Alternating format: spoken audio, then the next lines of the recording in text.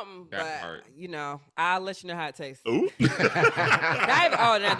Neither one of us can cook, so we just be looking at each other and the stove like What we going Y'all to be do? like playing double dutch. Like, you gonna go or me?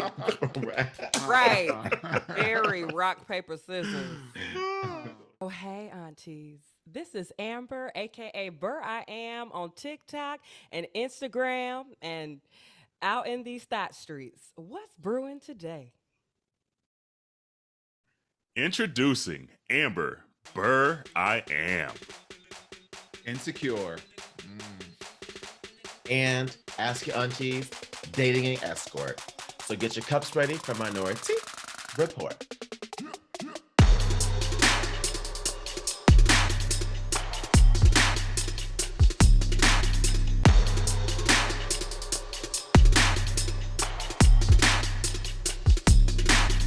Hey, welcome to Minority Report. It's Auntie Kerel. Hey, it's Auntie Dawon. And it's Auntie Jerrell. Woo! And y'all, we told you last week we had a special guest this week, and I'm excited. The melanin popping. We got. Hold on, I wrote down even the intro because I had to make sure because she got 15 job. I'm actually very excited to hear the intro. Yes. So this is from the Sci-Fi Side Podcast, the Wild Wild Love with Amber and Ben. The hot mess yoga instructor, the influencer, the creator, the soon-to-be mom, and the fellow crybaby, which I love, by the way, because I'm a crybaby myself. We got Amber. Bam. Thank you. Hello, my fellow Black criers out there. It's all right. I know that's right, because these two get on me about crying all the damn time and getting emotional. It is what it is. It happens. You know what? Oh, We I need to love bring back it. the drinking game. We need to bring back the drinking game. Every time he said, I'm about to boo-hoo, take a About drink. the boohoo, it happens. Like I feel it. Like it start like you be like, ooh, here it It's like comes. a cold. It's like a cold you feel coming or a sneeze. You're like, let me just sneeze and get it over with. Get it over with. So how are you doing, boo? I'm doing so well. I don't tell Ben this, but the pregnancy's actually going really great and smooth. My You don't need to know. symptoms ain't even that bad, but yes, this is just between me and my aunties. I know Per that's him, right. I'm horrible, and he need to keep bringing home cheesecake every day. That part. Okay. That part. All right. In community, so if you don't know, you need to follow. Like, we're not gonna wait to give like your social out, because if you have not followed her on social media, you are missing out. It is so relatable.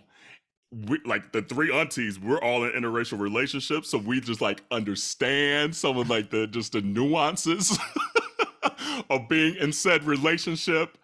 And so it's Burr_I am, correct?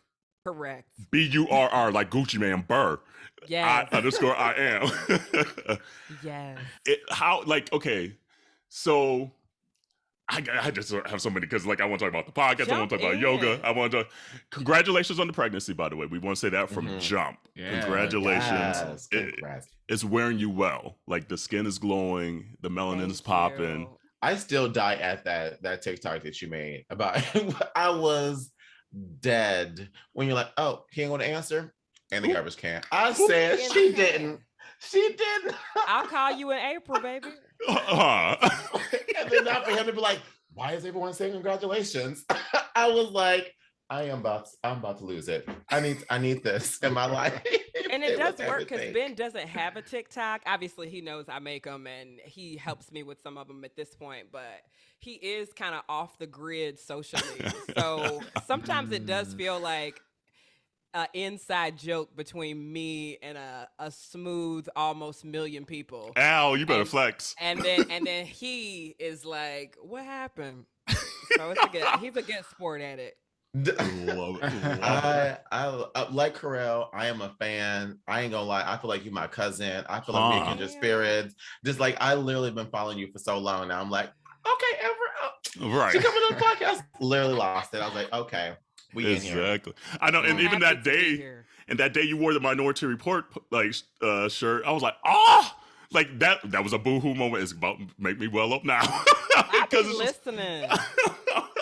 because it's just stuff like this. Like we adore doing the podcast, but it's just like moments like that, like you don't think about people are actually like listening and actually like wanting to buy the merch and so that shit just makes you me just move. create and you cry just do the and work. you just hoping that you reach somebody on the other side of the screen.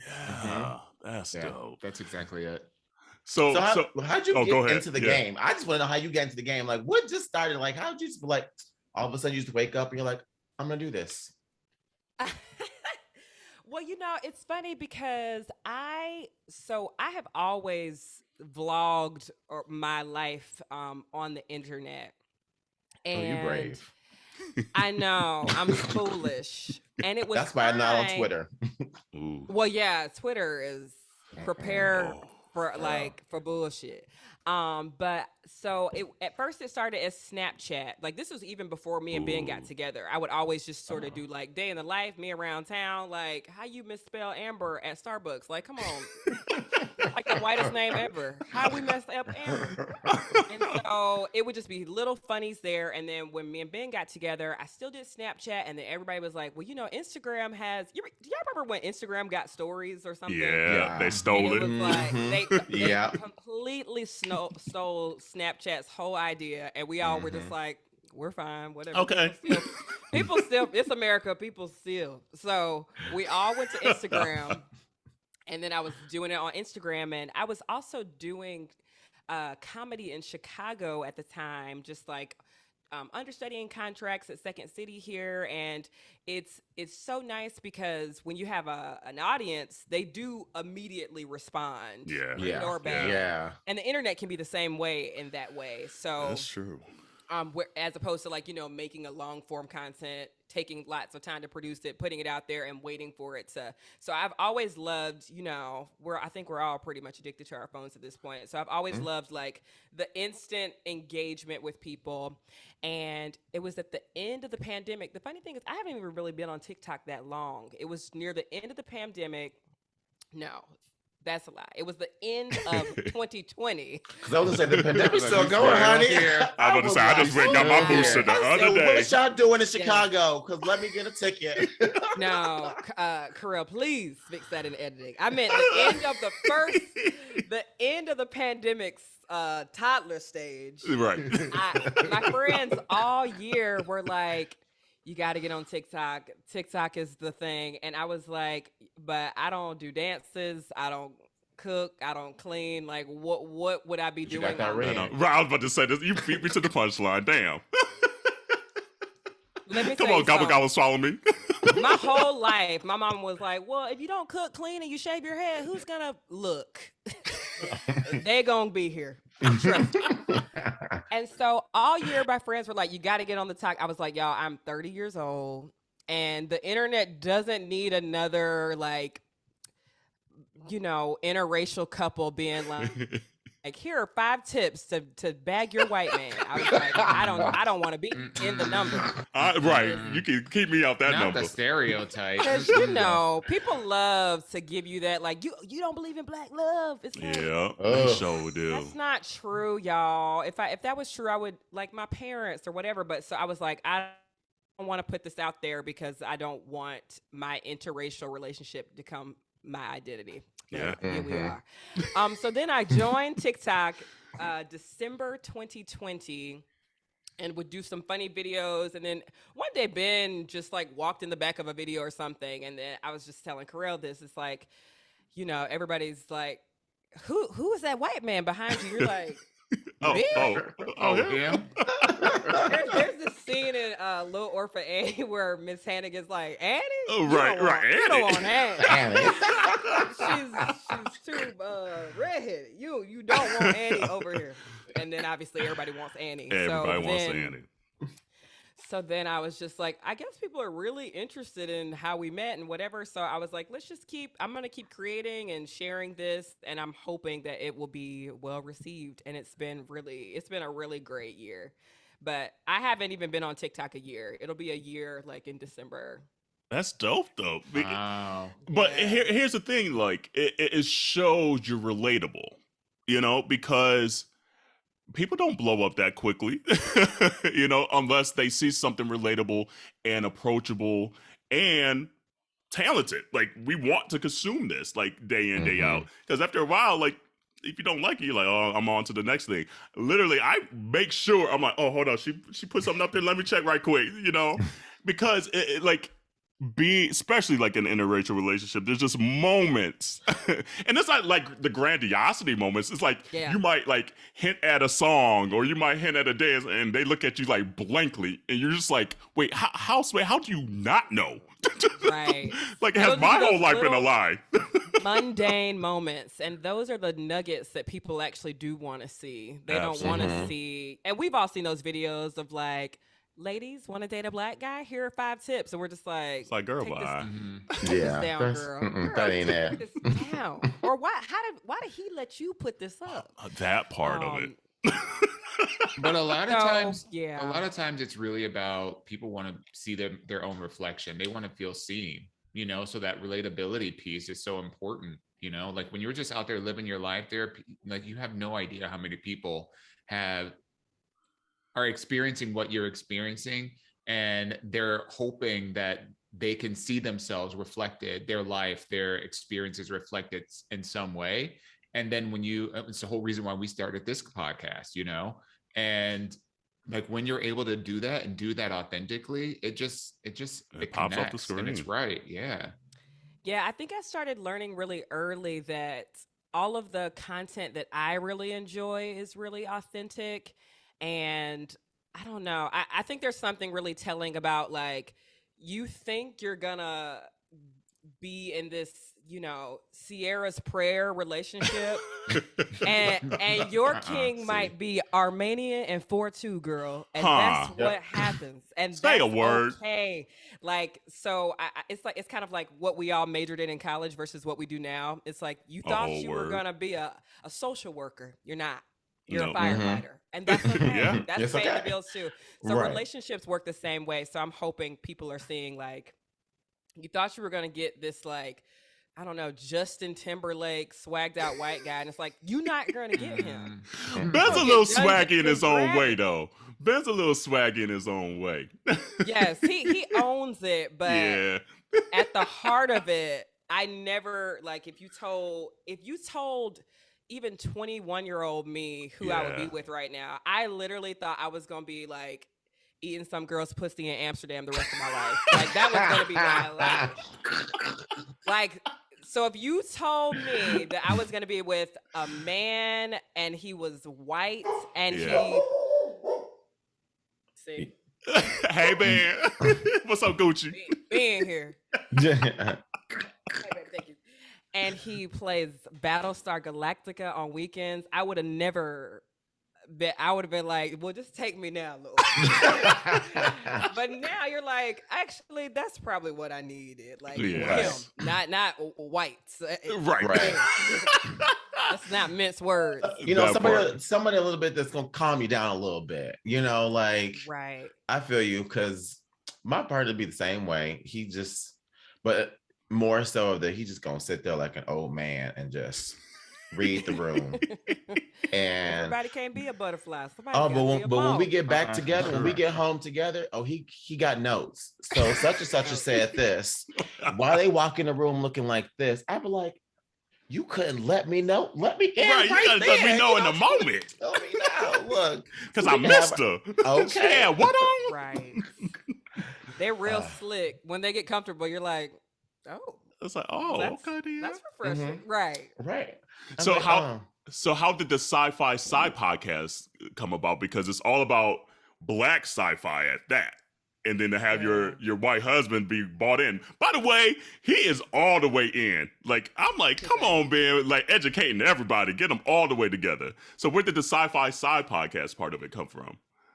So, you know, during the pandemic, like everyone, we were falling apart. Not our relationship, but just like, I had recently been laid off, and he's like, well, nothing's changed for me, but now you need all the support, and I'm trying to teach from home. And so we kind of needed like a project to work on together. And he was like, I've always wanted to do a sci-fi and fantasy podcast. Like, I really want to, like, this is my dream, and I know you'd be a great producer for it. And I'm like, am only going to agree to do this if we read Black authors and we review Black directors, because there's no other, like, what would I bring to this conversation?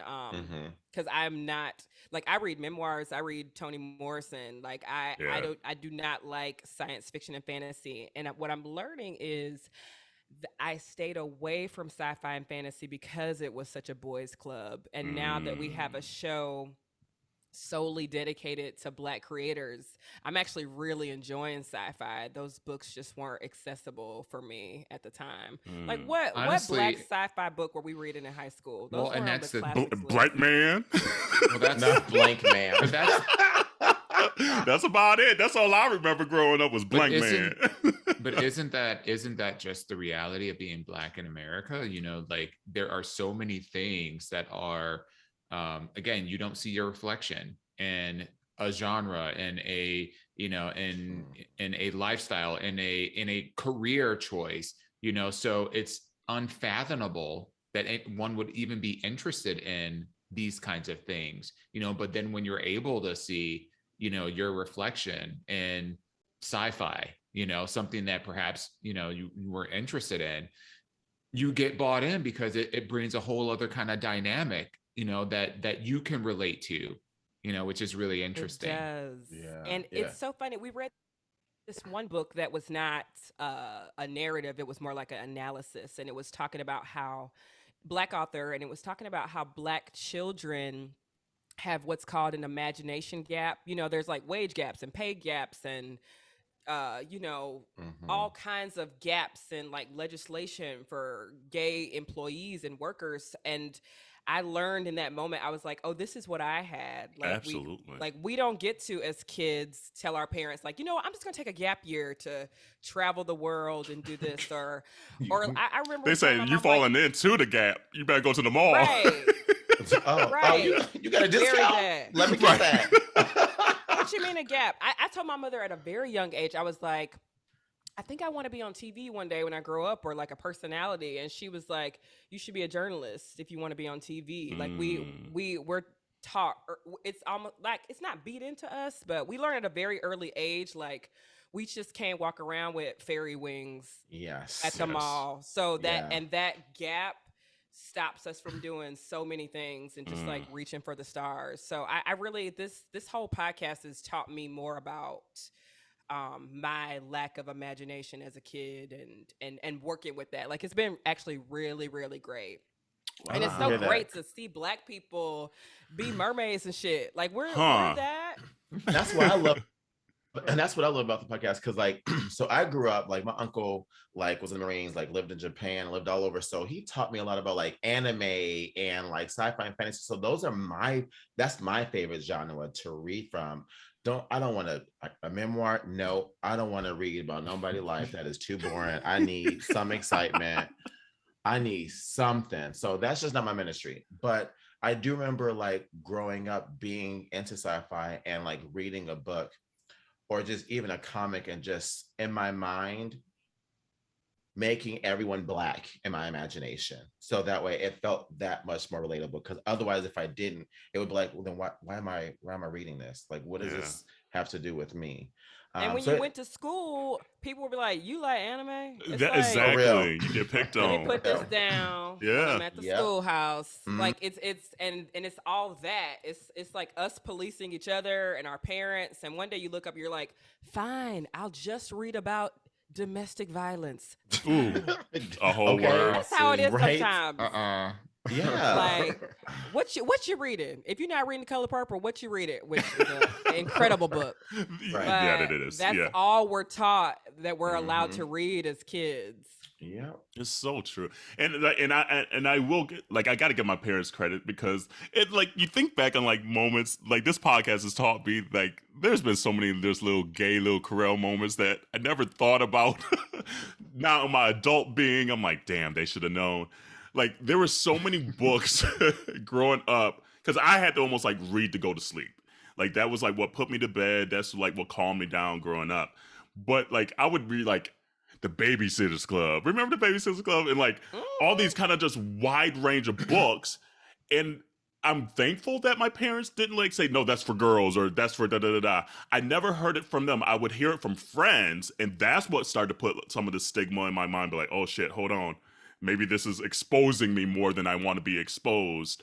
But that's the one thing, as at least in reading, that my parents just like, I just want you reading shit, like read everything, and they didn't put that stigma in there. They sometimes put it in other areas, but it is what it is. You win some, you lose some. I had that whole collection. I don't know if y'all remember that book collection, the Animorphs. Yeah. I had the whole collection. I mean, every single book. And my mom was happy to give me money. Like, oh, my baby reading something. You take this. Oh, there's a book fair, baby. They got Animorphs. Here you go, baby. Here's $25. Go to that scholastic fair. Yeah. Oh yes. See, more of that, because it's like right after you it's like you learn how to read, you got Dr. Seuss, and then after that you need to be reading about rape. It's right. Like, damn. And Roots. Autobiography of Malcolm X. All great texts, but every book was like Roll the Thunder, Hear My Cry. Like, just have one book. Yeah. Where I'm a gargoyle. That's all I want. That's it. Okay. That's it. It's like, I want to be the little mermaid with the red hair. Come on. Right. She can still be enslaved. I'll even take that. Right. Oh man. So like what is something that has come out of just being a creator and an influencer that maybe you didn't expect, and one thing like you expected, you're like, oh yeah, this is definitely what I expected it was gonna be? I just did not. I couldn't fathom being this well received by so many people. I really couldn't, because I don't know. Maybe it's the imagination gap, or maybe it's just I don't know. I don't think, even being an influencer, I don't really think of it like that, because, and I think it's, even my agents have a hard time pitching me, because they're like, well, you don't do makeup, you don't do beauty. Like, what are we gonna sell? Like, and so they have an imagination gap. Don't let them do that I'm to you. Literally, everybody's at home wearing sweats. Just hit up the hoodies company or whatever. Period. Right. But I think it was very shocking for me to learn that you could be just like a regular Black girl and still reach people, because we got to be runners and track stars. We got to be, okay. If you're not Serena Williams, why you over here, Black girl? Like, so I really appreciate people just accepting like that I don't shave my armpits, and we're all gaining weight, and like this is not a fitness page. I don't eat healthy. Like, we are in the throes of the Panera bread. Like, so that's all I got for you right now. It's just me crying on the bathroom floor, and I think that I'm shocked about how well received that's been. One thing I did expect is, of course, like some negative or some criticisms. The girls really like to get into their, like both, right? It'll be like hoteps, and then it'll be like, so she's just gonna be able to talk to him like that. This isn't toxic. People like, it'll be reaching. It'll be like, well, why does he have to read like Black authors all month? It's like, you got to unpack that. Right. Yeah. You think if we're not going to have a kid and the shelf is going to be mostly like Black authors, like, that's on you. That's on you. When our child leaves the house, everything else is going to be white. So you got to go sit with that. I don't know. That's been mostly it. But I've tried really, really hard not to. So if we can get like a little bit messy for a second. Yes. I feel like a lot of creators that we all see, and y'all back me up on this or tell me like, that's not what I see. Especially on TikTok, is so much negativity. There's so much good on TikTok, right? But there are like, if you're scrolling, you're going to be like, and for you, user 333, I got time today. It's a lot of content is driven by naysayers. And I told myself early on, I was like, I never want to be the girl responding to negative comment. I mean, if you're like being violently racist, like, I'll block you. But for the most part, I have to let people critique my art and just have it. Yeah. And I think that's been actually serving me and my mental health in a lot of ways. So that's something I didn't expect. Yeah. Yeah. What I'm not on prepared TikTok, you? so I wouldn't know that. But that's good to know. So I'm gonna stay even further away from it. You're missing a good time though. It's fun as hell. I'm right there with Jerrell. It's I tried. Remember that one time I tried that Chloe Halle like dance, and I was trying to upload it to TikTok, and you were like, "You got to do it from TikTok." I said, "I already did it from my phone. I'm done." Nope, absolutely not. My journey is here. No. Yes. I literally called and FaceTime Kerel, be like, "Tell me how to work this thing, man. I don't know what I'm doing." Never since. Never again since. Oh man. That's funny. What has really prepared you to handle, just the critique? I mean, you obviously, you've got a background in entertainment, and doing like improv and having a comedic background, that's tough work. Because I mean, if you bomb, and you see their faces, or you're dodging drinks. Because I've definitely tried my hand at stand up and bombs, and there's some good nights, but bombs, and it's so embarrassing because you're like, we want to laugh, sis. We just wait for you to throw us something, and you're like, I thought I'd do it. Right, that shit was funny to me.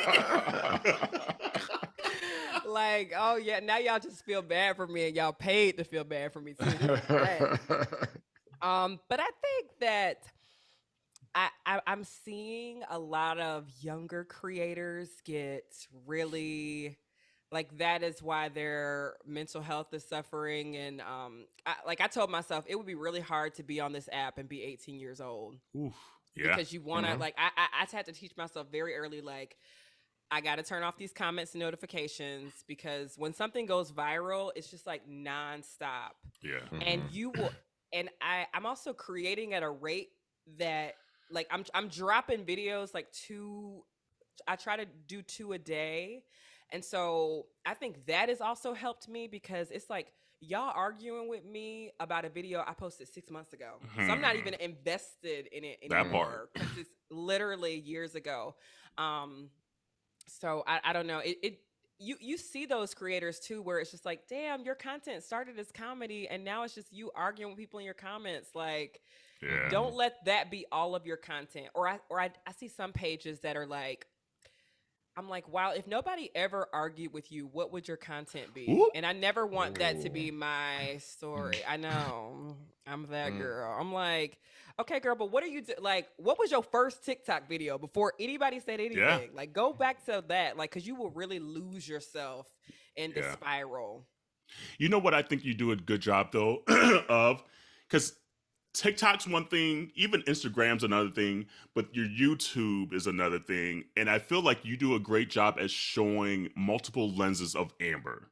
Because like with TikTok and Instagram, you could almost become almost like a caricature of yourself.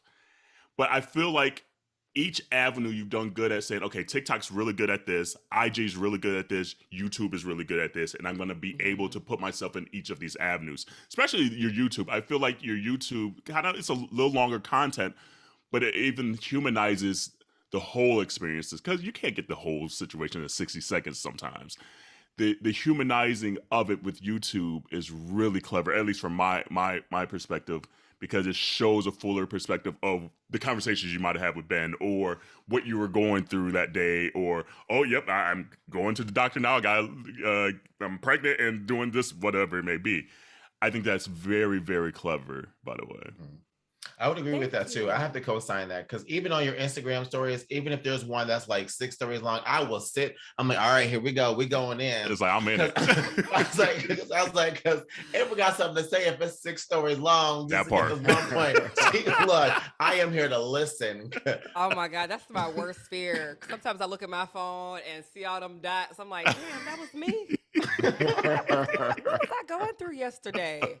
I did tell even maybe as recent as like 3 months ago, I was feeling a little burnt out, and I was like, I need to write down, like, what function are all of these apps serving? Yeah. Because I would get into meetings with people, and they're like, well, you got to just get back on Snapchat. Where's your Tumblr? And I'm like, I'm not adding to this pile. So let me make sure that these are all very distinct. Like, the podcast is very clearly, like, it's the same rapport, but it's like, that is so niche. Yeah. So these other categories can't just be reposts Right. So, Yeah. and the thing about YouTube, not that I don't enjoy being vulnerable, but YouTube is where the money resides. So I was like, let me tell you, the money is like on the front porch in YouTube. Not that I'm making like bank there yet, but it has the most earning potential. Right. Whereas TikTok, TikTok pays. I'm not sure if you've ever seen people's like TikTok payments or whatever, but it's like a Chipotle bowl. Like, so people will be like, not even with the guacamole. No guac, no queso, no drink, and no chips. Oh, no chips. No chips. No, you the stale chips. Because I just had it last night. TikTok pays, but it doesn't pay a livable wage, whereas YouTube could potentially pay a livable wage. So I'm in this stage right now where I'm like, let me invest in like just like raw, authentic content and use the TikTok to drive people here with like that's kind of where I'm at, because you just get burnt out making little 30-second sketches for a Chipotle bowl. It's like, that was fun, but what is this saying about the greater like arc? Yeah, that's I so feel true. about it. And again, community, if you are not following her, you're missing out on life. Quite frankly, like it might be the only account right now that I'm really like, oh, I need to watch. Follow. Yes, absolutely. Like I get the notifications. Like you know when you watch someone so much when like it's the first thing that comes up next to your own story. Like you are part of that. And let me tell you, if you ever met Fizz, he'll be like, "Oh, that's Amber," because I'm like, you gotta watch talking. this. I do. And I'd be wanting him to be hype. I'd be like, you don't understand. I need you to feel this. Let me break this There's a down Black to experience in it though. That really is. She's on her couch covered in dog hair. Like, why are you listening to her? It is so realistic. There was one time because when I first started seeing you like sing Fridays to Your Plants, I was like, Fizz, oh my gosh, maybe I could start caring about plants if I sing to them, because I don't got no green thumb to save my life. And he going to Europe for 2 weeks. I told him, I was like, good luck. You know they're gonna be dead. But even that, it's like, okay, how can we have a funeral for one of these? Because okay, I'm not perfect. We've all killed a plant. Because the plant girls act like they ain't never killed a plant. That part, acting brand new. Girl, I know I saw a Monstera last video and it's gone. So where is it? Where's it at? Just tell us so I feel better about myself. I know that's I live, but I really do. I'd be hyping up. That's why I said I feel like you're my cousin, because I'd be like talking to him all the time. You're right. Come on, fam. Yeah, when people meet me on the street, they're like, "What? It's you?" I'm like, "Yeah, I gotta go to Target, girl. Same shop and save." Because I'll be like, how much money have you paid to watch the content for the past year? Exactly. That's why we both up here. That part. Or to say like something I didn't expect, I think something that people don't expect is that, when you go viral, you're not just like a millionaire, like, or whatever. Right. So people will be like, oh my God, like, how much are you making? And I'm just like, Chase Bank don't know I'm an influencer, y'all. He the only one. That's the one. That's a real ass. Okay. Right. And the IRS. The IRS ain't coming after you. You ain't made nothing. Right. No one is. You got street clout, but ever. I got to do my taxes last year. He was like, "You could have done this, I was like, "But no, I got all these W-9s." But he was like, I was under the impression that you had long money. I was like, no. Very short money. Long grain money. I was like, but Tony, I got so many ideas, but your money is not long. I can get there tonight. The potential is there. But I think people think you're rolling in the deep when you're a creator, and you're not. You're like, I'm trying my best to sort of like navigate this and be really intentional about even brand deals. Because if you notice, how many legit things have you seen me sell to y'all? You right. Listen. Yeah. You right. Listen. And it's not like the girls aren't knocking, but it's just like they're not paying well, and that's how they get over on a lot of these creators. A lot of people.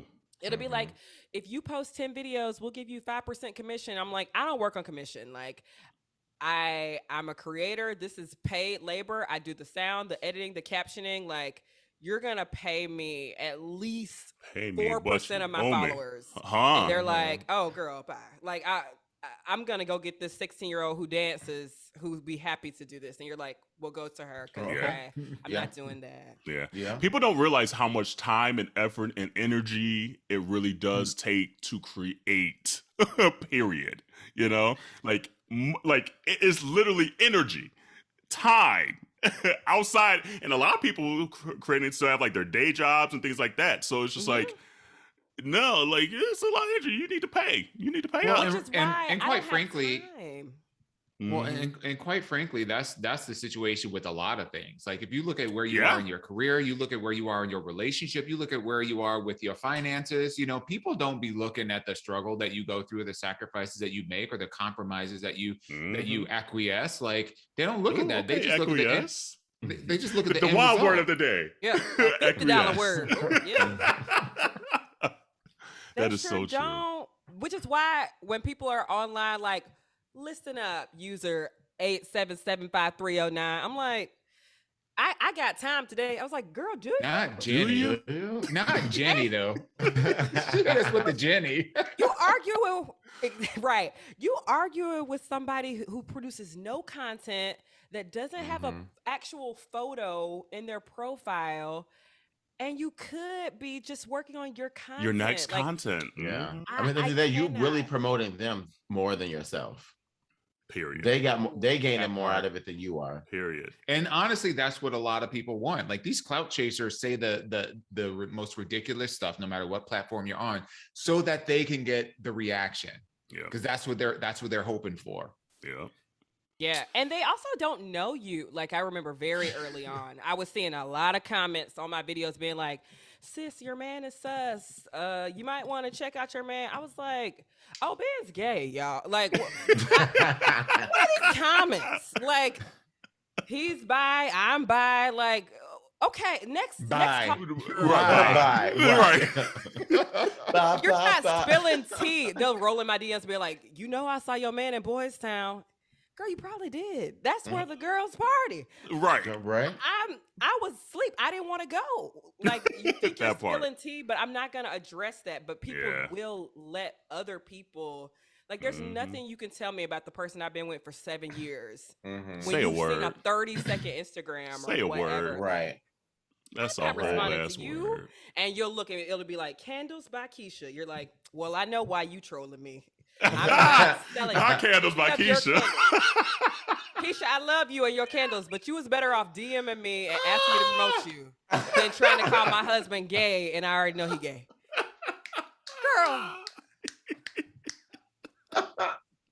That's a whole ass word. Dip your wax and candles. Like, what a business strategy. Like, to think you're like, okay. And then her name on Facebook is God Gives to the Whole World _ Jesus Christ. Look, right. Got a scripture in her thing and on TikTok trolling people's comments.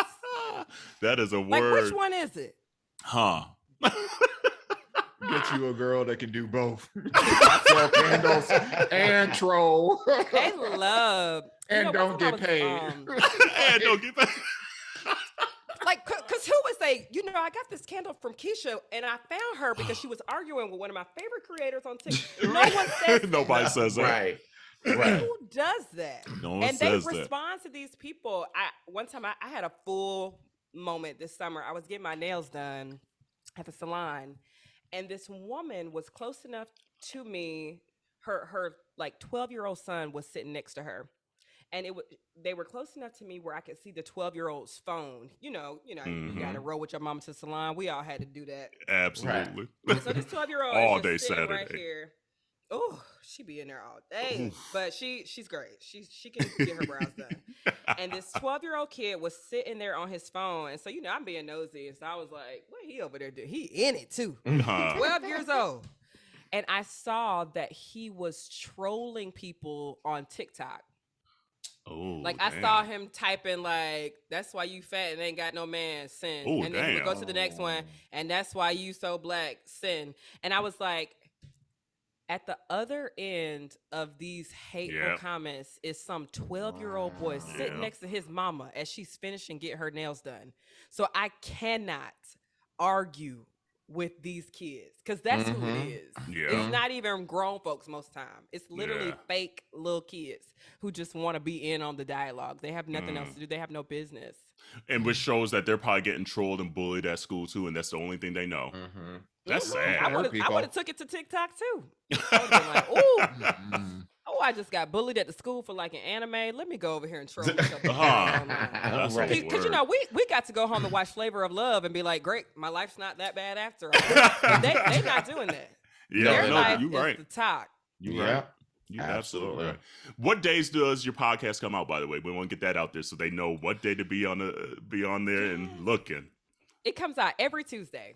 Hey, and I love that Tales from the Hood episode, by the way, because it made me go back and I was like, damn, I haven't seen that in forever. So go back and look at it, and it makes you realize when you watch something when you're young and then you watch it again when you're older, there's a whole different kind of like juxtaposition of what you recall and then what the reality is. Let me tell you, because the episode where the little people from the painting come out, and be killing everybody, that still fucked me up. That fucked me up. Mind, it fucks me up. And then she's sitting there in the walking chair like this on the porch. I said, no, ma'am. You know what? I'm good on that's, which is the worst part, because whenever we watch like horror movies, I'm like, oh, I gotta finish this. Yeah, that part. But yes, I love going back and watching stuff with Ben, you know, because we'll have like black movie nights sometimes. Please let me know if y'all do that with y'all's partners as Absolutely. Well. And sometimes I remember something being so good, and then we'll sit down and watch Waited to Exhale, and he's like, can I say that this is really bad? And I'll be like, yeah, this is 5 years long. Wow. Yeah. But I still be in my feelings a little bit. But I'll be like, well, damn it, we got to finish it, though. It's a black movie. Right. I'm like, but the soundtrack, right? Let me tell you. Or look, all right, you raggedy bitch. Wow. Let me tell you. There are still little quotables. You're right. Yes. It's like, but wait. I hope you're not watching me walk away. Right. And the part where Whitney was like hugging Leon or something, and she was like, and I exhaled. Ben was like really? I was like, stop, just let it happen. Well, Ben, shoot, damn it, shoot. Okay, shoot. Just let it be great. But yeah, the plot made no sense. I was like, wow, this is rough. Yeah. They're not all bad though. That's okay. You can watch Waiting. When you thirsty for content, you'll take anything. And just going back to what we were talking about earlier, you know, seeing the reflection, you know, so that's like true. you'll take whatever you can get, and it'll be the best thing ever, because once you see yourself for the first time reflected or see your story or something that you can relate to, you just like think about the first time we saw a Tyler Perry movie. We were like, damn, this is award-winning. Look at Cicely Tyson on that porch. And then you're like, you should see Cicely. We on higher ground. You don't talk to each other like that. And like, oh, this and I haven't said this on the podcast about I'm a PK, so we always went to see the touring plays. So like that was like the night out on the town. Ooh, the gospel play coming to town. And so you see it, and low key though, they be singing in person though. They be singing like this. They up there singing. But even then you're like, this may not be the best thing. But again, you see your people, and then if you're in a crowd of just black people, there's nothing better because they talking, they like hyping it up, they gassing everyone up. For real. But then you look back, you're like, yeah, we could do better. Yeah, it's like, that's did you just tell her to just forgive this man for beating on her for years? That's the moral of this story? Nah. I think, bro, you picked up on something really good there, because there is nothing like going to see a black movie that's filled with a whole bunch of black people. It's the best thing on earth. The conversation, on point. Get out. That's why hold on, but sometimes though, it depends on what you're going to see though, because if they're talking too much, then you be ready. Let me tell you, I said this story before. That's the only time I've ever seen my grandma want to fight somebody, and she is saved and sanctified, okay? But Dream Girls, Christmas weekend, it was a 2008 that it came out? Maybe 9, somewhere around there. I will never forget that Christmas, because we were in Maryville, and they were number of black people on Christmas Day. They're the Singing Dream Girls, and they were yapping. And she said, "Little girl." Turned Now, all come the on, way Grandma. around. You know them Christmas Day premieres be Honey. too raw. But they were Not just, anything. they were like on the phone having a whole ass conversation, not watching the movie. They were just way disrespectful. And little did we know Grandma was the head of the beehive. That's why. Look. She said, "Little girl, Beyonce on the screen." Look. They need to segregate like niggas and black people whenever a black movie comes out.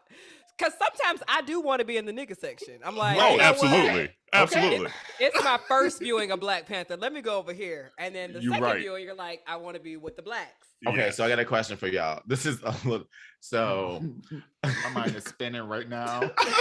So wait. So I don't know if y'all do it with like, if this happened with y'all partners, but like there's a moment when you talk during the movie and when you're not supposed to talk. That part. Period. Do y'all got that issue with y'all partner? Do y'all sometimes I did it, feel like I did it last night with watching Insecure. He had the nerve to get on TikTok during Insecure, and I said, you know, I paused it too. I paused the shit out that episode and looked at him. I didn't say a word for like 2 minutes till he looked up from that phone. I was like, and he looked at me. I was like, "What the fuck are you doing?" I was like, "It's Insecure." He got up and went outside to the porch. I was like, "Thank you, right answer." Kerel and I had this whole conversation last week. Remember, right before we recorded the episode, we talked about the exact same thing. Because like when Adam was coming here, I love for Adam to sit right next to me. He don't have to be. He could be on his phone, not paying attention. I just want him to be in a room. But don't be making noises when I'm trying to hear the conversation. You need to be seen, not heard. Like we can talk. It's because you're a guest. When it's silent. Period. When it's silent. But if people are on screen or talking, I need to hear. I don't care that I got the subtitles on. I want to hear it too. Period. And I'm going to rewind it every damn time too.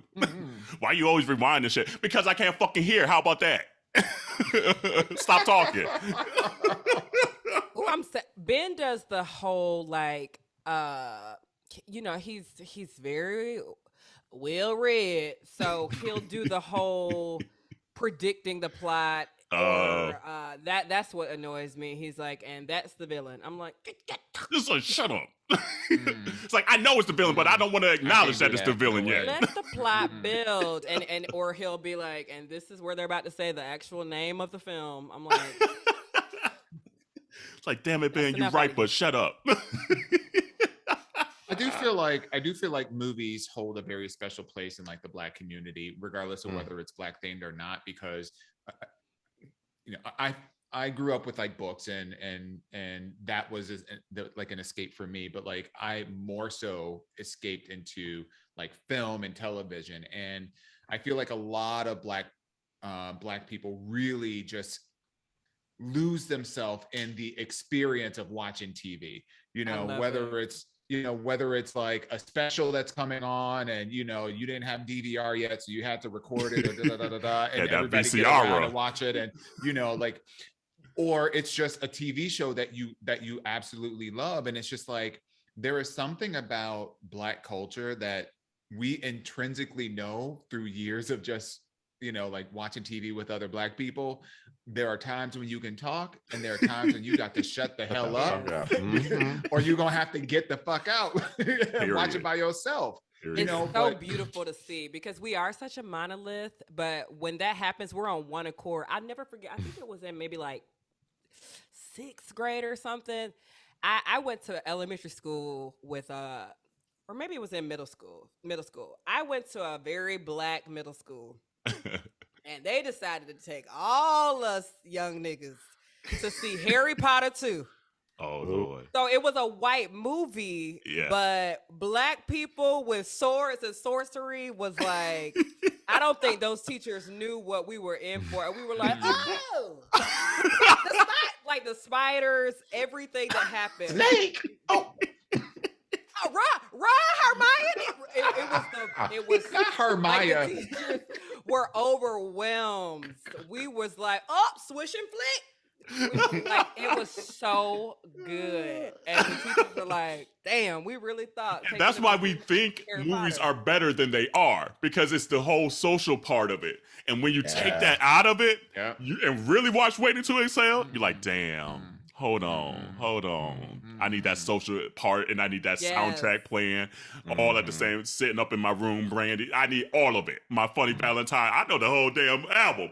You know, that's what you need with it. And when you take it, it's the context of it, I guess. The context. You know? That's why we remember it so well. But like, you'll never forget your grandma about to fight when y'all saw Dreamgirls. So wrong. But if you had to watch Dreamgirls like on your own right now, it would probably be like, this is not the same. Like, honestly, I can't. Real talk, I can't. Like, I remember when Jennifer Hudson won the Oscar, and I was like, my grandma's gonna fight for her. You know, like my grandma's gonna pray for her. This our Oscar. Yes. Right.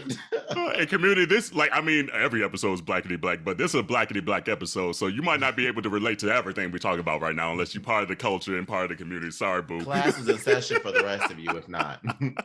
Well, I mean, we could talk to Amber all day. We need to get into Insecure, the second episode of the season. And so again, spoiler alert, if you haven't watched it, step your pussy up because you're missing out. Thank you. So if you want to not hear spoilers, look in the timestamp. It's always in the verbiage of the episode. So look now because we're about to get into it. So what did you guys think of the second episode? And we'll let you go first. And was it better than the first episode? You don't want me to go first. Yes, we do. Come on now. I want to say this because, I'm a guest. So I want to say that I have been a fan of Issa Rae's since Awkward Black Girl, like a decade ago. Take my stapler. That scene. Look, let me tell you, I got a stapler at my desk still, and I see this and I think about it every single time. Yes. And that's like a real ass with moment. The code always, like I go back and watch, like when I'm having a rough day, I'm like, let me just remember where Issa started. So I really do love everything that she has put out. But since we're cousins, I really did not like the second episode. Like starting a second episode with a 1-year time jump was like, now couldn't we have done that on episode 1? Or also, you have to remember your audience. So it's like, for us, you've been away for like 2 years. So we don't want to see a 1-year jump. We want to see Molly crying, or we want to see the text message that sent Molly to the barbershop. Honey. Because I remember the text message that sent me to the barbershop. I was like, I want to see this breakdown. I want to see that like Napoli Ever After moment where she was like, you know what? No. Or the Bernadette on Waiting to Exhale. Where's the breakdown? Right. So, get your shit. Like, get your shit and get out. And get out. Yes.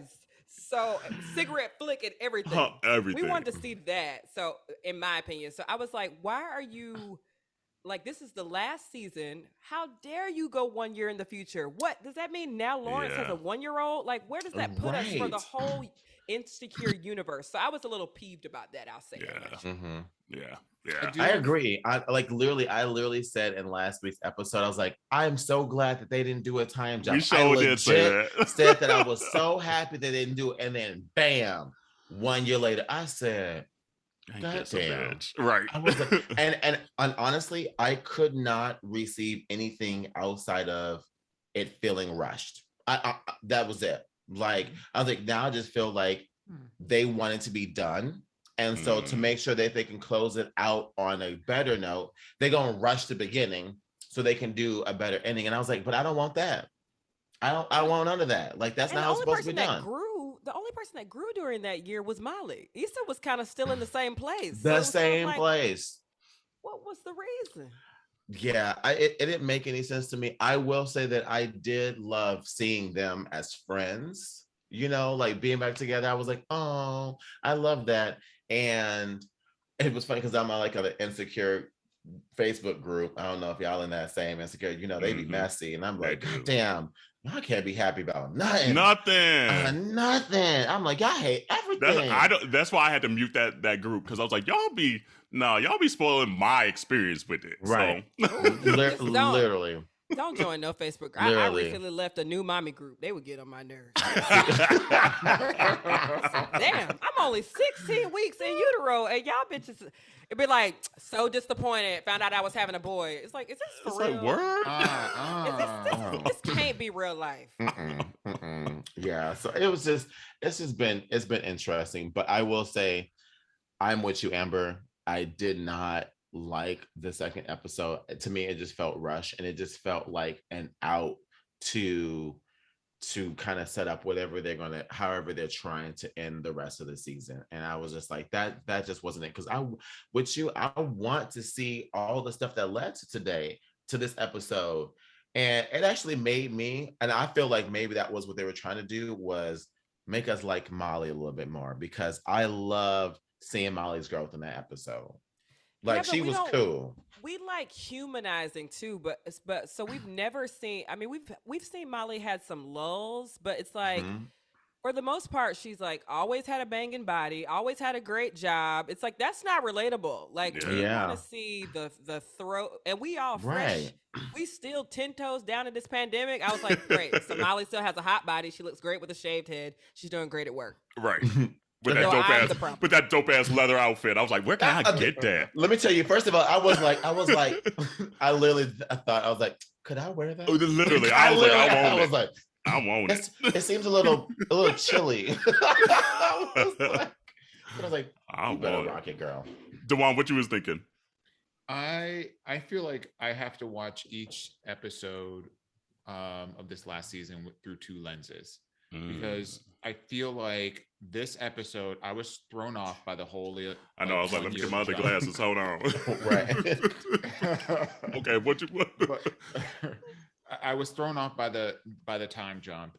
It's not uncommon for a director or even a show writer to do that, and then later in the season go back and do a backfill, right? So we go to the future, then we come back and then show more.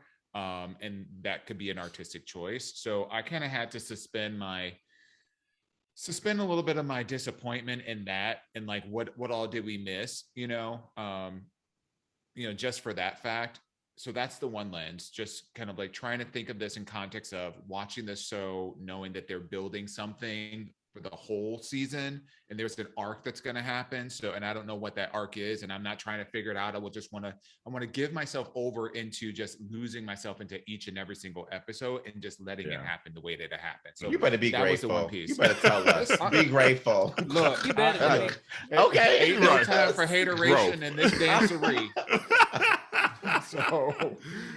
So that's the one lens. The other lens was really just taking that one episode for what it was. And, I enjoyed seeing like Molly's growth in this episode, and kind of like taking ownership and seeing the fruits of her work. And, I would have loved to have seen more of that. We got a glimpse of that in the very first episode where she was coaching herself. So for that to happen in this episode, it was like, okay, well, that's cool. I would love to have a more poignant conversation about the showcase, particularly as a creator, a content creator. This, and I'm just gonna say it. This is my opinion. That fashion show was trash, in my opinion. It was trash. The clothes were trash. The production was trash. I mean, talk about it was just it was trash for the simple fact that he made it a point. Let me take one step back, because I need to make sure that this is fully realized and expressed. In this world that they created, that you have this designer who has, come from the prison system and has built a groundswell, grassroots, that's what I'm looking for, grassroots following for, representing Inglewood or, LA or, whatever. And that's cool. But in my mind, I'm thinking about the business aspect of it, and the capability for, Crenshaw, that name, to be featured as part of this showcased, which we didn't get to see all of it. You know, we just got to see his piece of it. We didn't get to see all of it, but we were kind of thrown into the pitch meeting with, you know, with Issa and all that stuff. And to know that this is what I would assume would be an incredible opportunity for him to be so indignant about his craft, right? You know, to buck the system and say, I'm gonna do what I'm gonna do anyway. And then when we saw what he did, and then it's the face for me. With the bucket boys. I'm just like, you know, in my opinion, it would have come off better if the people in the audience would have reacted more. You know what I mean? Like that we're sitting there, and when the guys with the drummers come out and the guys that were screaming at each other, and screaming at the audience members, and, you know, dropping the N-word and da-da-da-da-da. If people, like, we saw some black fists up, but we didn't see, you know, when you really love something, you're like, that's the shit, and you get all like this and whatnot. You didn't see any of that. Right. You know, and the crowd was black except for the one white guy that was representing the financier of this event. So it was the disconnect for me. It was a disconnect. Okay. It didn't make sense. I thought some of the clothes were cute, but it really wasn't about that. I was just upset. I was upset that this guy would, you know, trample on a person who is sticking her neck out to create an opportunity for him. Yeah, that's the part that got me. And just shit all over that, you know, under this guise of, you know, I'm an artist and I want you to believe in me. If you're not going to believe me, da-da-da-da. I would have rather he say, I'm not doing it, than for him to like shit on that and then call her a sellout. Like, that's that's the shit that pisses me off when he called her a sellout, because that's not sellout behavior. That is not. That's called compromise. And sometimes you do have to compromise. Now you can choose not to. You can stand in your morals and say, I'm not going to do this if I can't present my full vision. That's a whole different conversation. But to dog her down, knowing what she's doing for the community, I felt the way about that. I like that part though of it. Like, I agree, the fashion show was trash and the music of it was trash. I was like, but I like, because those are real conversations that occur though. Those are real situations that people get in, especially in the black community, calling each other sellouts and things like that, where it's just like, nah, Playboy, you don't know the whole full story, like how I went to bat for you and this and that. And so those are real ass conversations. So I liked how they touched on it. But I agree, the fashion show, I was like, okay, Crenshaw, whatever, boo-boo. Yeah. They sided with Crenshaw, so like, you touched on it in the wrong way. And I think the whole episode was meant to serve as like, maybe Issa, you don't always make the best decisions. And that's where they kind of lost us, because you know, the first episode with the whole like deciding not to be with Lawrence, and the second episode with this, they're just showing like, well, Issa, maybe you shouldn't trust your instinct. And I was like, is this where we're headed? Because that's not what good. This is about. And I agree, Dawon, if you're a creator, you're always going to get notes. Like, I have worked with a very small percent of brands, and the video that got published was like the fourth take of it. Yeah. So people have to realize that, like, you can't be like strong and wrong, but you're not still booking the gig. That part. Sure. That part.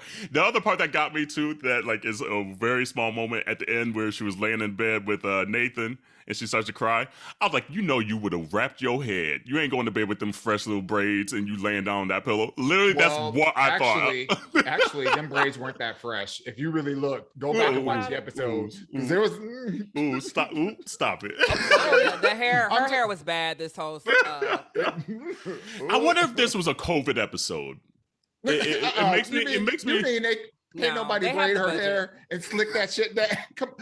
The amount of money they spent on the soundtrack and their clothes. Come on now. Yeah, them clothes. But they had the budget for her hair. Right. It's never given me. What they had her. They had her like, regularly dressed in Gucci, so I know that they had the budget for her hair. Maybe they gave her a choice.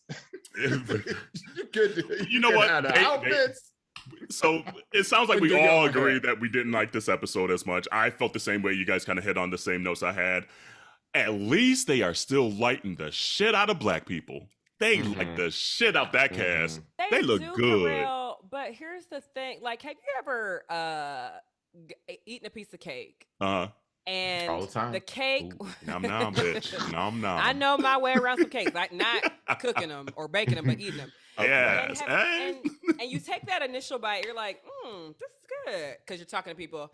And then you take a second bite and you're like, the cake is dry, but they put tons of buttercream and they paired it with a cocktail, and the presentation was great. Yeah. But at the end of the day, the actual cake is not good. And I think Insecure gets away with doing that to us sometimes, because it's like the lighting composition is great and the outfits. Look at the wardrobe. Yeah. Look, we got Kofi in here. He fine, ain't he? And then when you peel all of that back, you're like, but what was left? That's what interesting. was left was a black man calling Issa a sellout, and what was also left was a white voice being valued in this whole thing. So it's like, this cake was good, but when I'm sneaking into the fridge at 3 a.m. and sitting with it now, it wasn't that great. Yeah. Like, and now my teeth just blew. See. I'm just sitting here at 3 a.m. with blue teeth. Like, dang, this tasted so good at the party when we were watching it. We were listening to the podcast about Insecure. We were at Insecure Fest, and now when I'm zooming out of all of that, we weren't really left with much substance with this episode.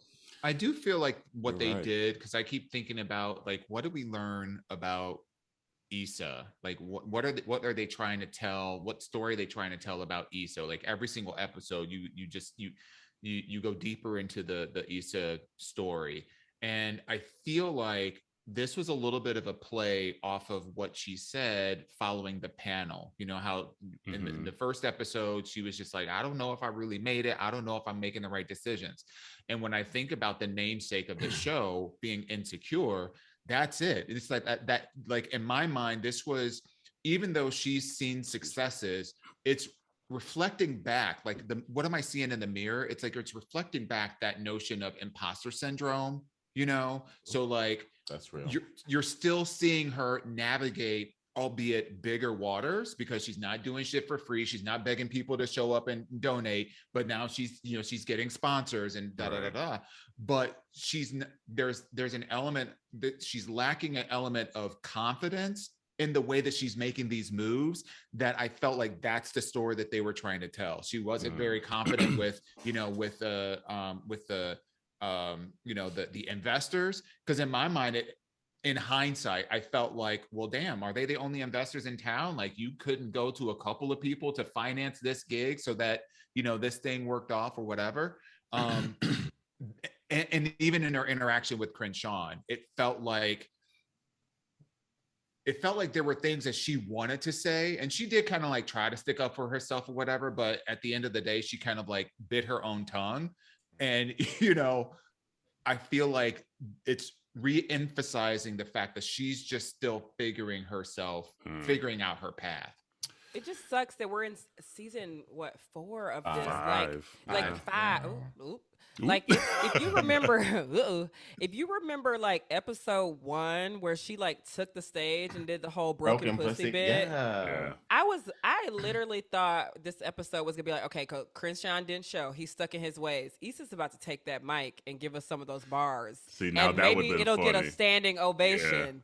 Yeah. And when Crenshaw showed up, still did his thing, it was like, told you. I was like, oh. Yeah. Yeah. And remember, we're on season 5, a year in. Yeah. Like, I'm just like, damn, you still getting shitted on. Like, what's going on? What hope is there for the rest of us? Ooh, well, community, let us know what you thought of the episode. Obviously, again, we've been telling you that we're going to critique every episode, so you better catch up. And if you have, there's people DMing and said, "Oh, I haven't watched all the episodes yet from like last season." I'm like, "Bitch, where you been at? It's been like 2 years since the last season." Like I like to say, it ain't a spoiler. Bitch, you late. Bitch, you late. So, all right. So quickly, we're gonna take a little quick tea break. We're already over an hour, so we gotta get to the Ask Yo Aunties, and then we'll see what happens. So, quick little tea break. We interrupt this episode for very important information. That's right. You've been asking for it for a long time, and we have heard you. Yep, it's been a long time coming, but it's finally here. Yo, Aunties got merch.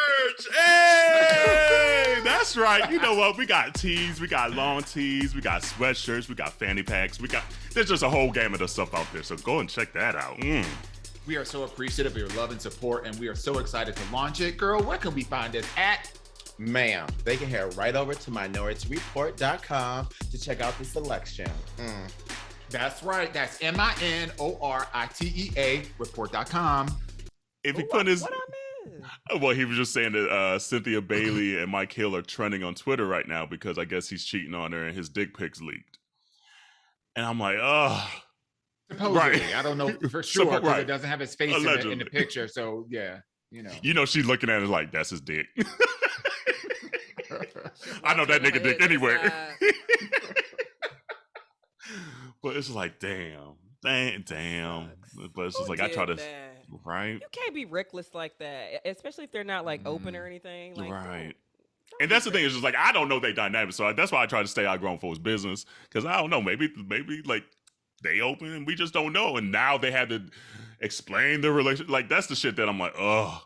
Like, I'm tired of people having to explain a relationship. Can we just butt out for a second? But I know, they were on Will and Jada earlier. Yeah. Last week. What I'm talking about earlier this week. It's only Wednesday, y'all. Honey. Y'all be killing it. All right. This is just a lack of loyalty for me. And I'm not even talking about within the context of their relationship. I'm just saying, damn, if we get together on on some kind of app or whatever, keep that shit between us. And people be so thirsty. As he sips that big ass bottle of water. Love it, boo. I love it. All right, so here we go. What time is it? Ask your auntie. Yeah. I don't know what made me do the Cabbage Patch and the butterfly and the everything. I'm like, shit, I ain't done that so long. All right, so this week's Ask Your Auntie question says, and this is from Landon. Landon, who comes in and kind of co-hosts with us from time to time. Hey, Landy. Hey, Landy. He said, is it realistic to be in a relationship with someone that is an escort? My perspective is there's a little bit of kind of like bias that's in the question, because I think as we move closer, particularly in the gay community, but as it should be in any community, as we move closer to sex positivity, what someone does with their body is their choice, and every single person is different. So you could ask the same question of, should you is it realistic to be in a relationship with a banker? Right. And so it inherently shames. There's like shame attached to, or potentially like brings up trust issues, but that has less to do with the person's profession, which escorting is a profession for those that do it, and y'all do it well. Hey, doing it and doing it well. But like it's less about what the person is doing and more about who you are as a person. I think the question is, I think the question would better be served is, do I have the capability to trust someone, that has a different sexual need or even profession, that because you run the same risk when you're dating any person that they may be sleeping around and finding somebody else, and then putting that dick pic on Twitter. We were just talking about Cynthia Bailey literally before this. Right. You can meet them in the church. You can meet them in the gutter. It don't matter where you meet them. Everybody's going to be different. So for me, it's less about them being an escort, and more about what is your capacity for trust with that person, and to be able to have the meaningful conversations around what your relationship could look like, assuming that you're dating this person and you're at the place where you're having those conversations when you're determining whether or not you want to move forward with it. What do you think, Amber? I definitely think like I love that you said that, Dawon. And so I'll answer sort of the edited question. I could be in a relationship with someone who was an escort. I definitely have friends who are sex workers. They all have partners. Like there's a lot of very clear communication with that. So I think I could do it. You know, the hot take actually is that sex workers are and escorts are super safe. Like real tea. One time Ben and I were invited to this orgy. And there was so much paperwork to be filled out before about like STDs, NWAs. I was just like, oh damn, they own it. Like this is the most organized I think of it. We're like, I ain't even trying to go out tonight because you know we didn't. It's like it's cold out tonight. I'm cool. Right, we didn't attend because I really be over sex like after 30 minutes. And I'm like, damn, like, what's the running time on this shit?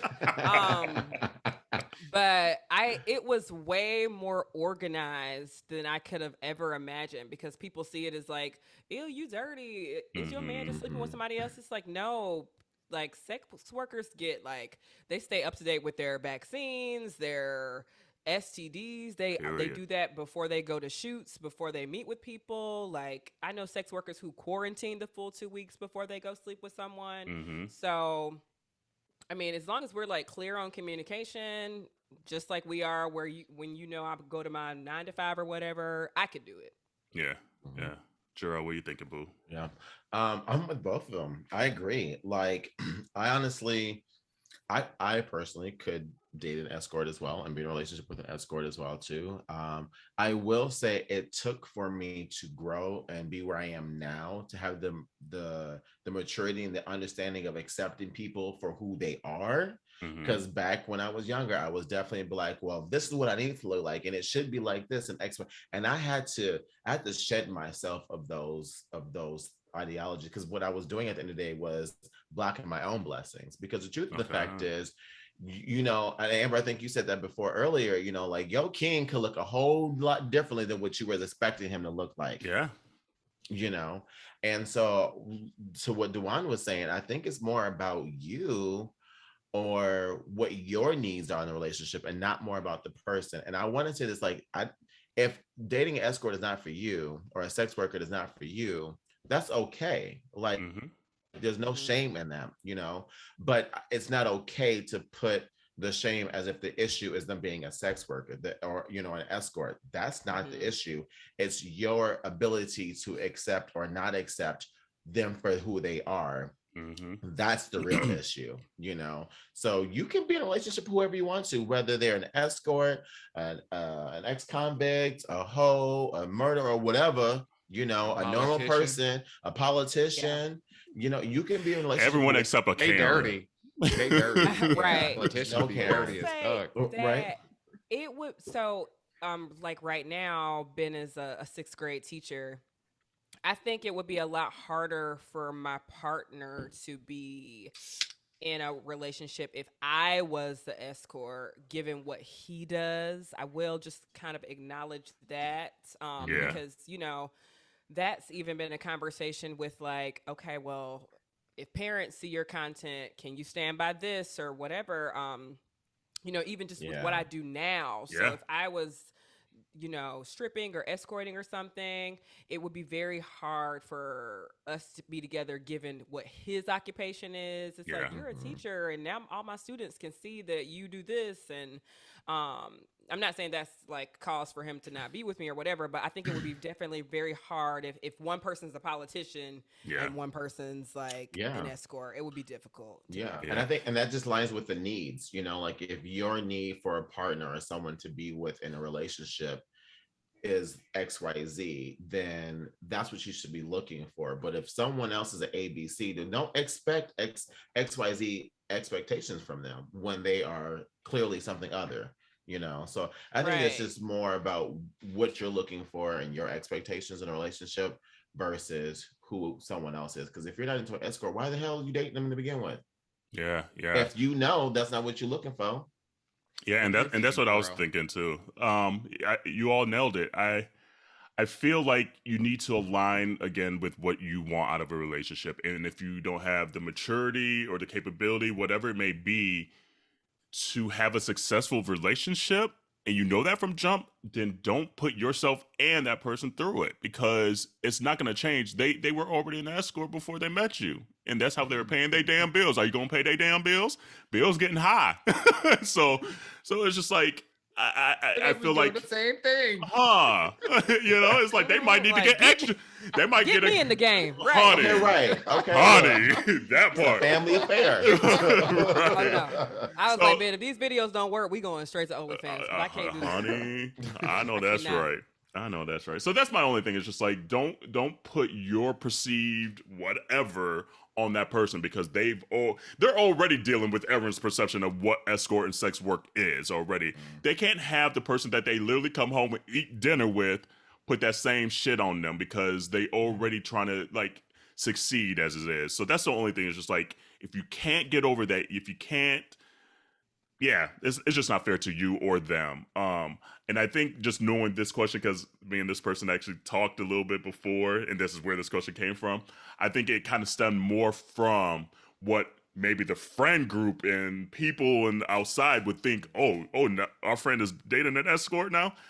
We don't care. Shit, let us see the picture too. No, but it's just I got 5 on honey.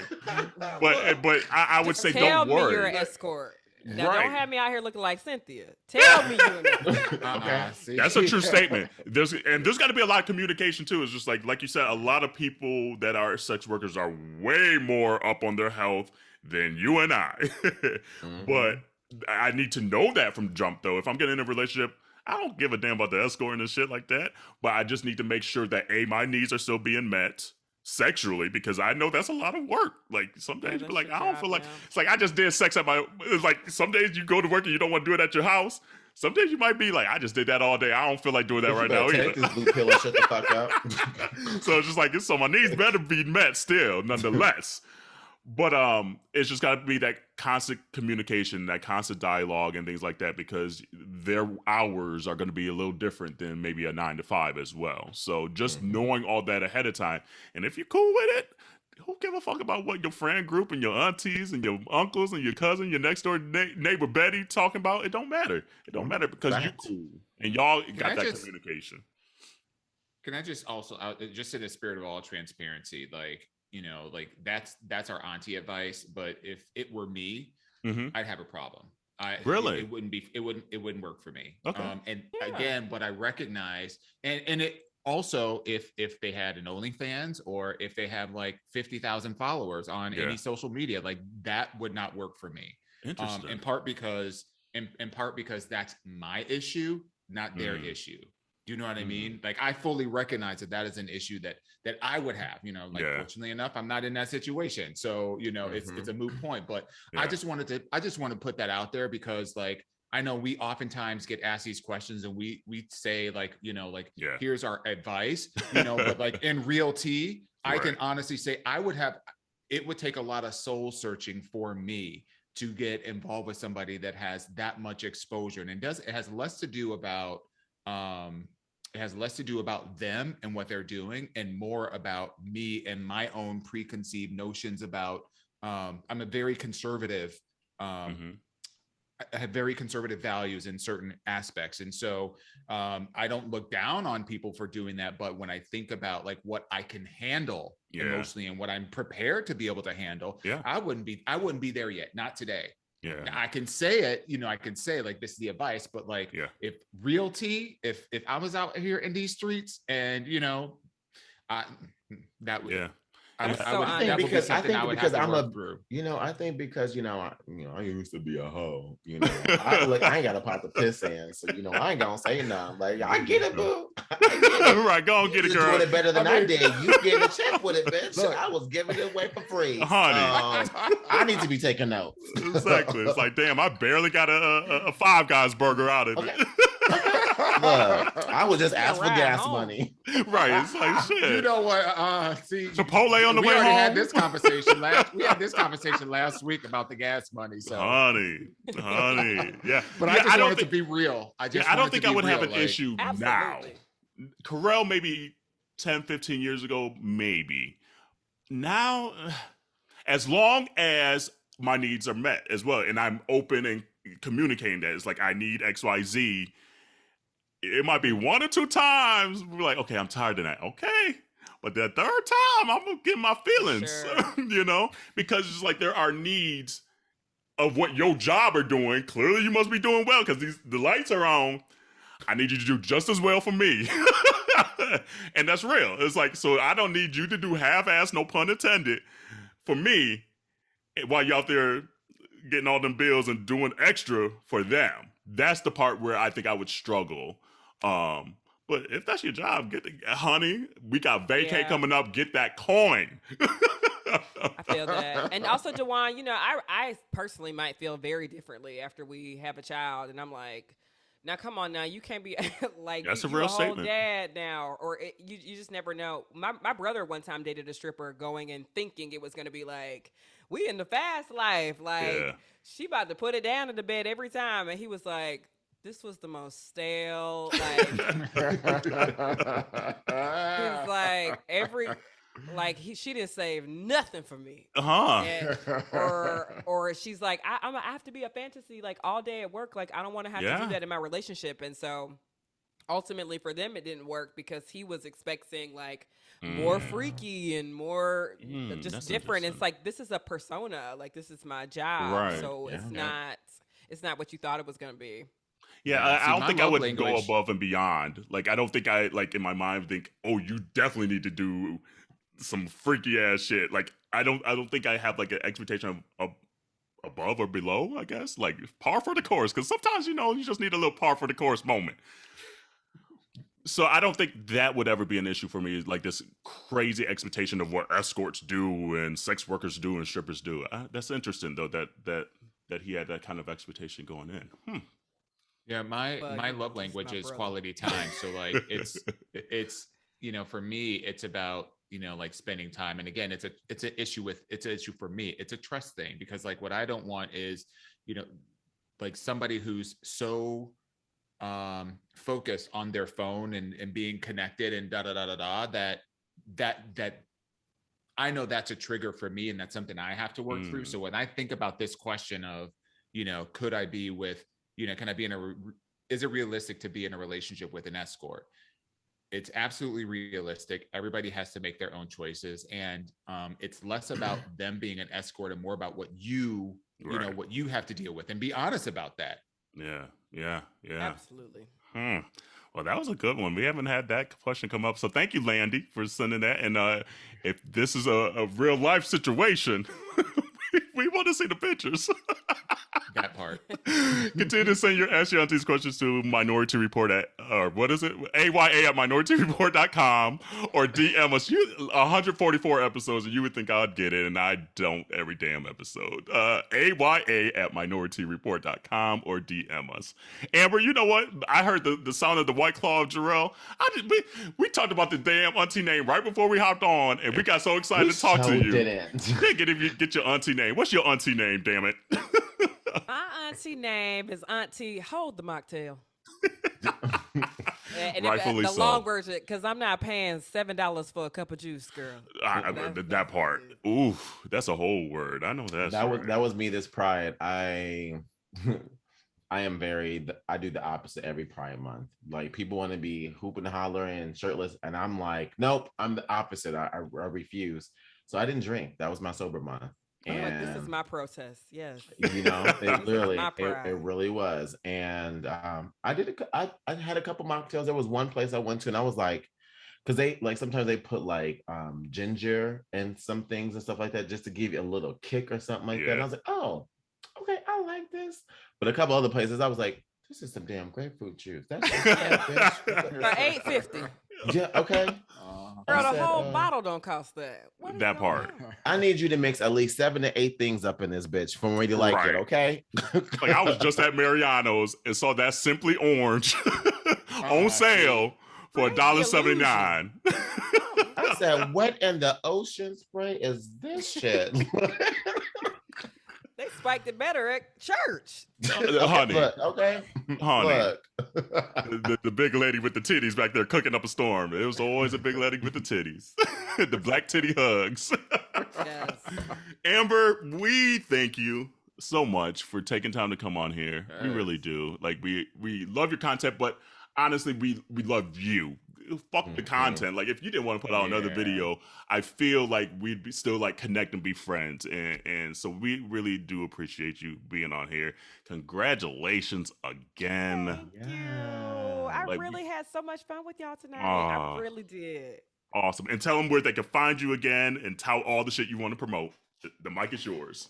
I know the resume is getting longer than the page. You can find me on Instagram and TikTok at BurrIam. That's BURR_I am. And then check out the YouTube channel Wild Wild Love. I'm learning more about, vlogging every day. So it's just that truly is aging like a fine wine. So those are the platforms. And then if you're into Black science fiction and fantasy, like Black creators, check me out at the Sci-Fi Sci podcast on Instagram. Love it, love it, love it. And well, Dawon and Jerrell, you good? Your hearts and minds are clear, like they say in church. Tell you, I'm so look.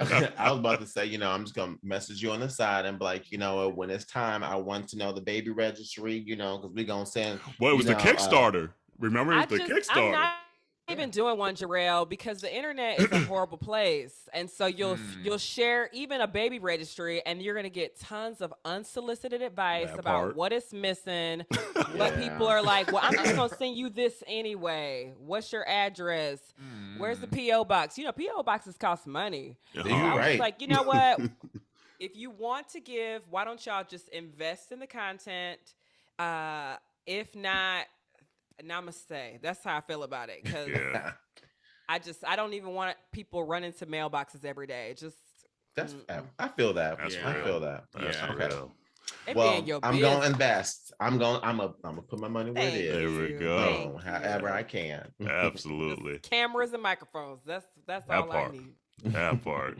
And get you a good computer too. Get you a good computer. The MacBook was on our itemized list. There you go. Thankfully, the Kickstarter has been like overfunded. So it's incredible. Right before I was meeting with y'all, I was talking to a girl who I think is going to be the editor for it. And we were just like, she has a high rate, but she deserves. She's an incredible Black content creator in Chicago. So I just cannot wait to see what we create together. Yes. Love. Well, community, wash your hands, wash your legs, wash your ass.